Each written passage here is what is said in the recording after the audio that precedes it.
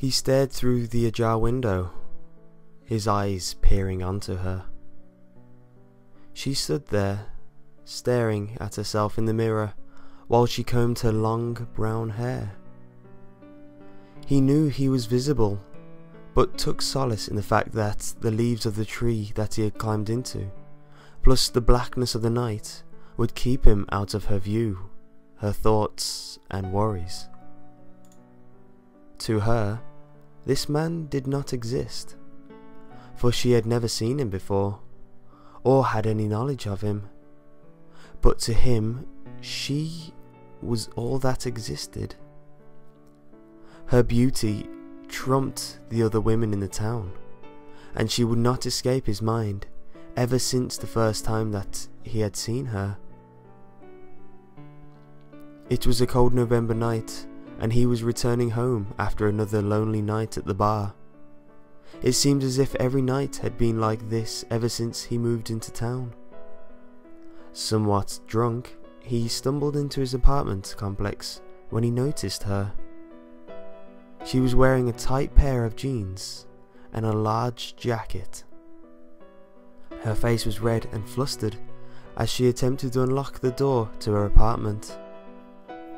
It was not love at first sight by any means, but he felt such lust and desire that he had to take the opportunity. He would offer to help her with her door, and in return, she would invite him in for a night of vigorous sex. He knew this had to be the case. What kind of woman would not repay such kindness? He knew all he had to do was open that door, and he was in. Of course, this was false, but something was not right with this man. The man, Jack, had been the victim of a freak accident as a teen, in which he was vigorously molested by a schizophrenic elderly man, or so he says, when in reality he was of legal age for such a thing to happen and had consented, but told people this as an excuse for his odd behaviour. He opened the glass door to the hall and began approaching the woman when suddenly another man came from a staircase on the other end of the hall. This man hugged the woman and kissed her, then followed by opening the door, and they both walked in, never noticing Jack. He was furious. As far as he was concerned, that man had ruined his chance at sex with the woman. So he devised a plan. He would not stalk the man or anything like that, simply exact his revenge once he left the complex.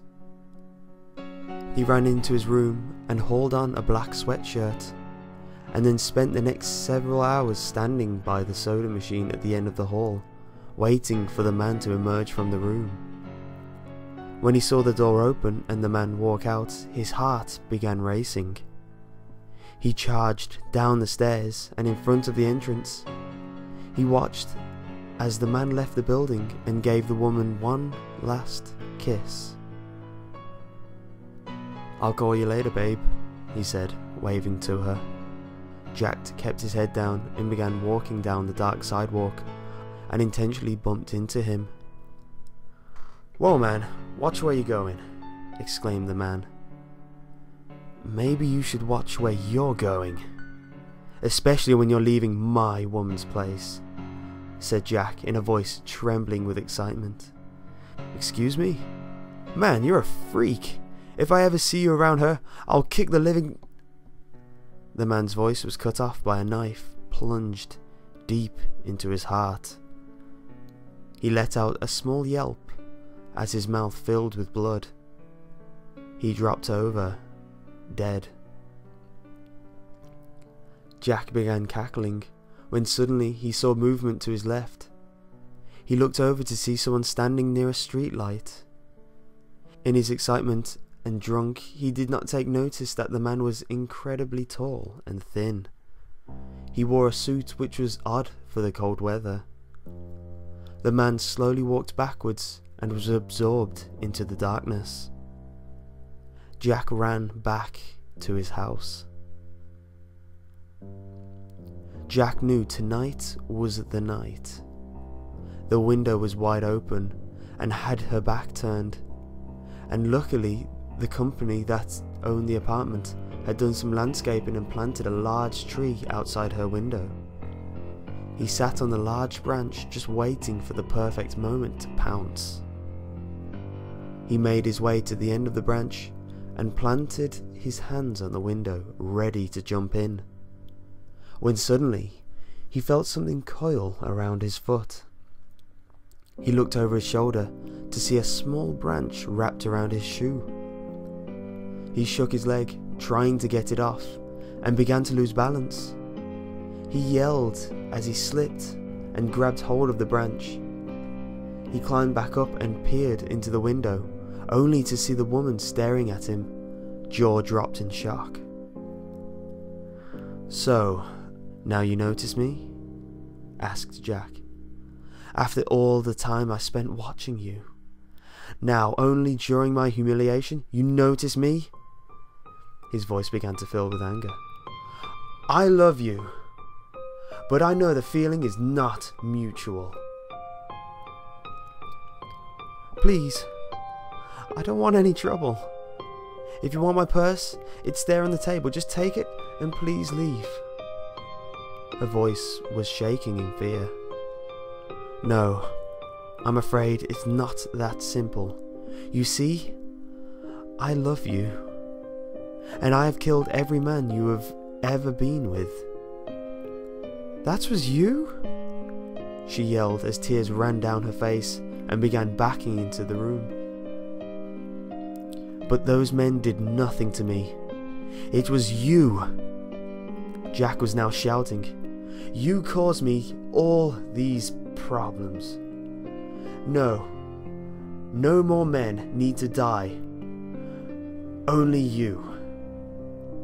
He pulled a large kitchen knife from out the pocket of his sweatshirt and climbed in the window. She was now sitting on the floor with her hands over her face, shaking and crying. As he began to charge her, he felt something pull him back. He looked down to see branches from the tree wrapped around his waist and legs and pulled him back out the window. He yelled in shock and swung the knife downwards to try cut the branch. The branch moved out the way, and instead the knife struck Jack in his testicles. He screamed in pain as blood began pouring out profusely. Tears dripped down his face from the pain as the branches hauled him out of the window. He could see these branches were not all connected to the tree, and something standing on the roof of the 4-story tall building. As he was being pulled upside down, blood from his crotch began flowing down his body, soaking his shirt. Soon he was at the top of the building and finally saw what had a hold of him. It was a very tall, very slender man. The branches retreated back, and now his feet were being held by 2 arms coming off the man's back. Jack yelled and tried to struggle, but he knew if he was dropped, it would certainly mean his death. He was now face to face with the man. He stared at the man's blank face, waiting for him to speak, but he didn't. Soon, Jack fell unconscious from all the blood flowing to his head. He awoke, being dragged through the forest. Soon they came to a building. A large neon sign on the front of the building simply read, "XXX, gay, XXX," followed by a painting of Slenderman in a cowboy suit riding a bull. The door swung open and Jack was thrown in. Inside were stripper poles on a stage and a bar with a Slenderman dressed in a pink shirt and blue bandana wrapped around his neck, handing out martinis. "Oh boys," said one of the flamboyant Slendermen. "Fresh meat." The only sounds the Slenderman heard as he made his way back to the apartment complex were Jack screamed, followed by the giggles of Slenderman inside the bar. The woman was still crying inside her room, wondering how and why all of this had happened. She heard something climb through her window again and began screaming. She looked over to see it was the Slender Man. "Listen, I don't know who or what you are, but you saved my life, and I want to thank you," she said in a shaky voice.